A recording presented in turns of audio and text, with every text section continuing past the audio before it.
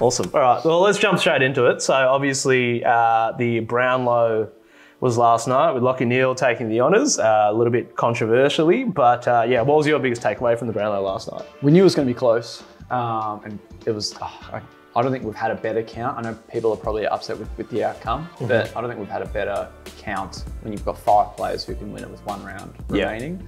And yeah, Lachie Neale certainly deserving, I think in some regard. He was 3rd in our MVP, so he wasn't necessarily off our radar, but we had Marcus Bontempelli probably winning, just ahead of maybe a Nick Dacos or a Christian Petrarca, and all those guys were in it, as well as Errol Goulden, so I think he was 4th in our MVP. So we had, we knew it was going to be tight, as was our MVP, but Neale taking it out. Look, he's number 1 clearance player, number 1 contested possession player. So when you're talking about what the umpires are seeing, he's right there in the thick of the action. The Lions obviously had a pretty decent win tally to end the year, 1 less than the Pies, and that's with Nick Dacos missing the last 3 rounds. So, he's playing in more wins than just about anyone. So that was also obviously going to be a big factor. But yeah, look, Nick probably takes it home if he doesn't get injured. Annoying to say, maybe at least tying with Neale. Maybe a couple extra votes here for the Bont.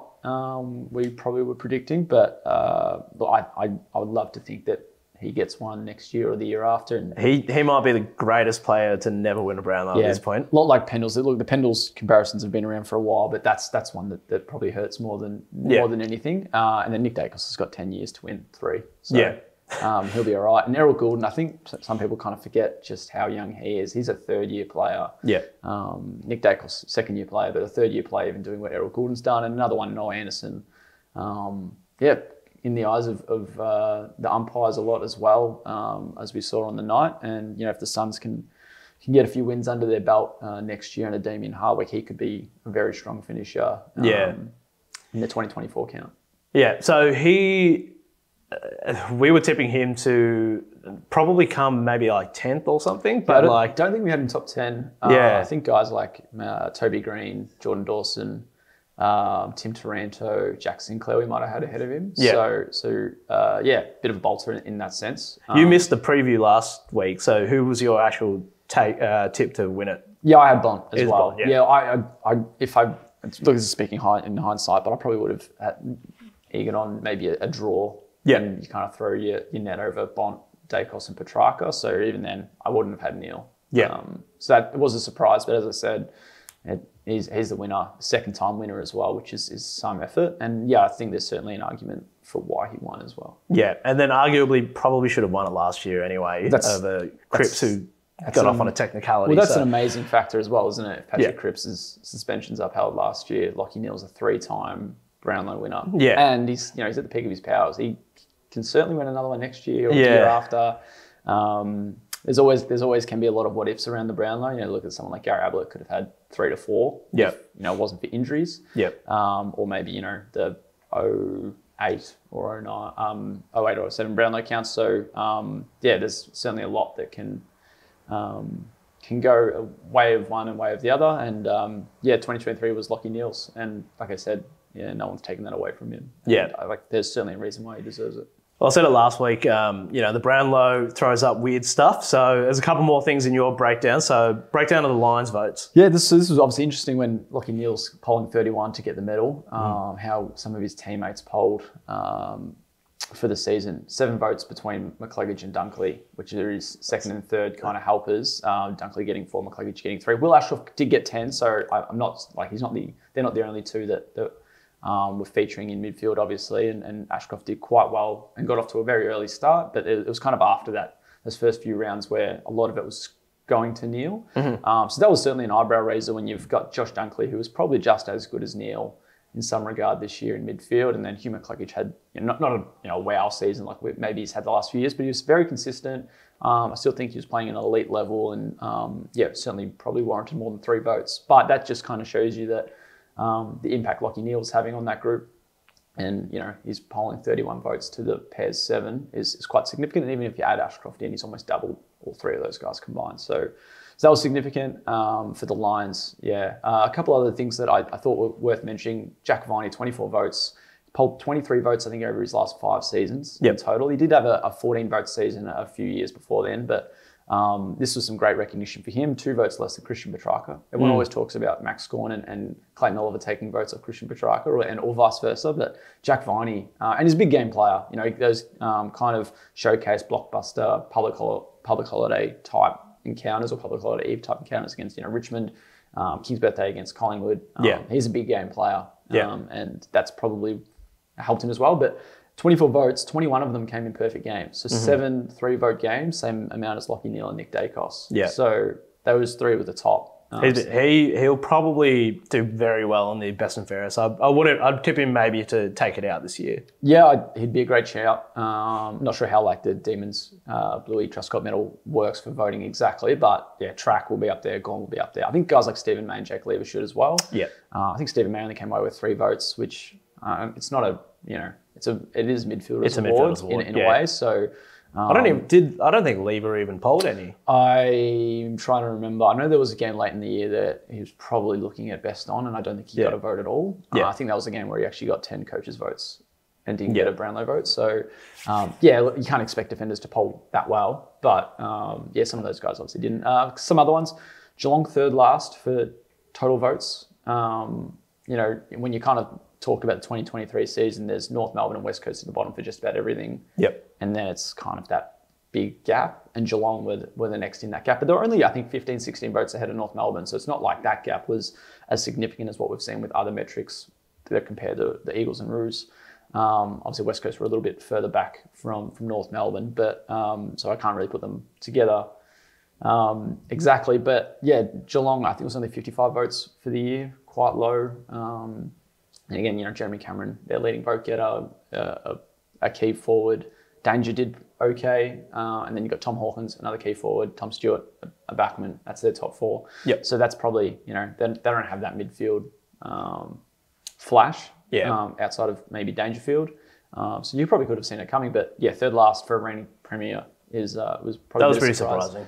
And one of my favourites of the night, Andrew Phillips got his first set of Brownlow votes. Yeah, Nick Martin had a good reaction to that. First set of Brownlow votes in his career. So 12 seasons in the comp, 3 clubs. Called time to head back to Tassie, play with Lauderdale for 2024. But yeah, in his last season, he picked up his first 3 votes, which is awesome. Ended the night on 3 votes. And this is probably where it might not be the best reading for Essendon, but he finished equal 4th in the club's voting, polling in one game. So 3 votes got you equal 4th with Cole Langford, Jake Stringer. He was ahead of Peter Wright, Mason Redmond, Jordan Ridley, Jai Caldwell. So you had Merritt Parish ahead of him. There's one other name I'm probably forgetting, but it's probably not great reading for Essendon when you've got a ruckman who still was a very consistent, solid player for them this year, but one that's leaving your list and only polled in one game and is finishing equal 4th. So that was, like I said, good and bad to come out of that little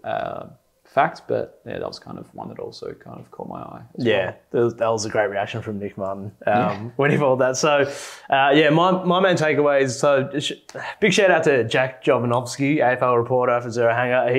He had Goulden as his smoky to win it. And that ended up being a surprisingly very good call.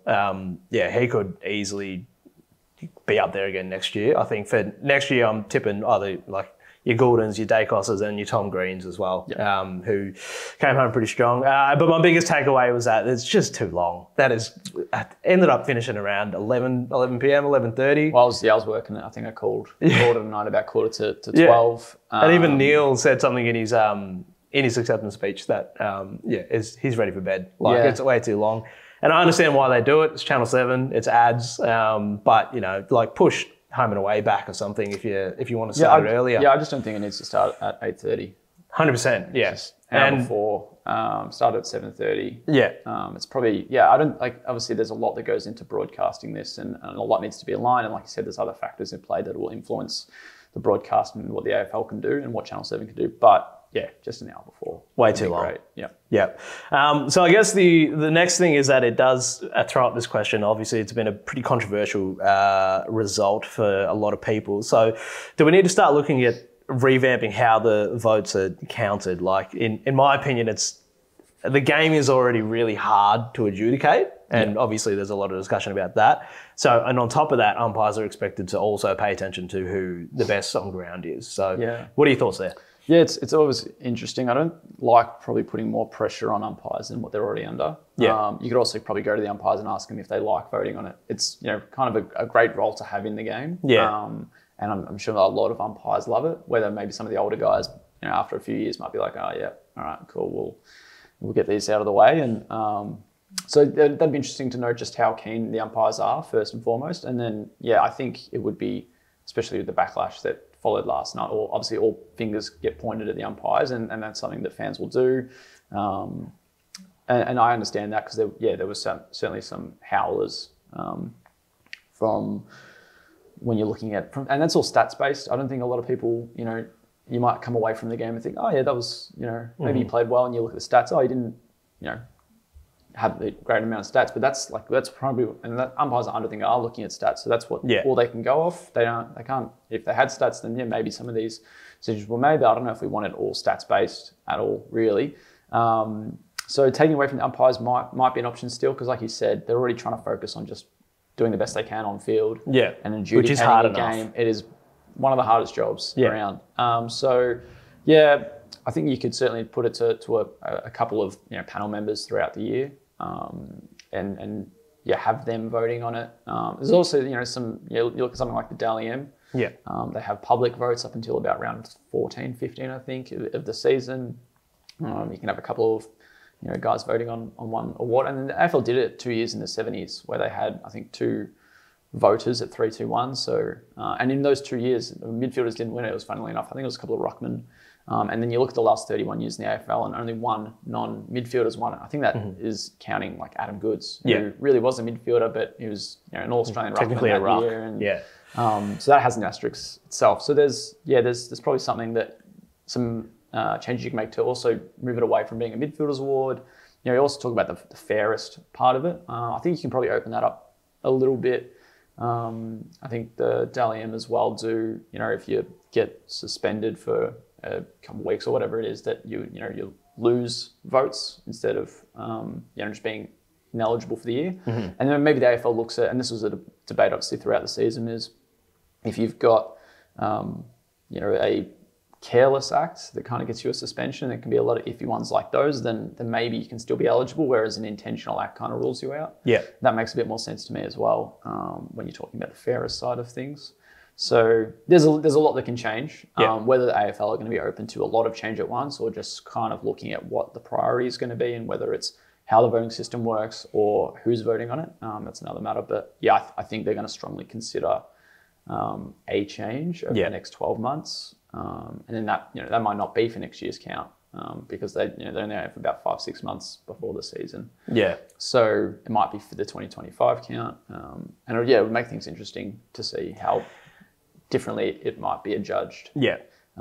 With a different set of eyes. It would be interesting if they brought in a lot of changes at once, and then that would essentially throw into question the previous winner as well. So I don't think they'd be going for that. And shout out to Ed Carmine, who wrote a great article on Zero Hanger about comparing the voting system between the Brownlow and the Dally M. So we'll move on now. So that's all the Brownlow talk. Thanks, Mitch. Thank you. Got a lot done there. And don't forget to subscribe to the YouTube channel. And also, this is available as a podcast now if you prefer to listen to this rather than just watch it. So if you just search Zero Hanger AFL Podcast on all your podcast apps, it's available on Spotify, Apple Podcasts, all that stuff. And don't forget, you can catch all the latest AFL news at zerohanger.com.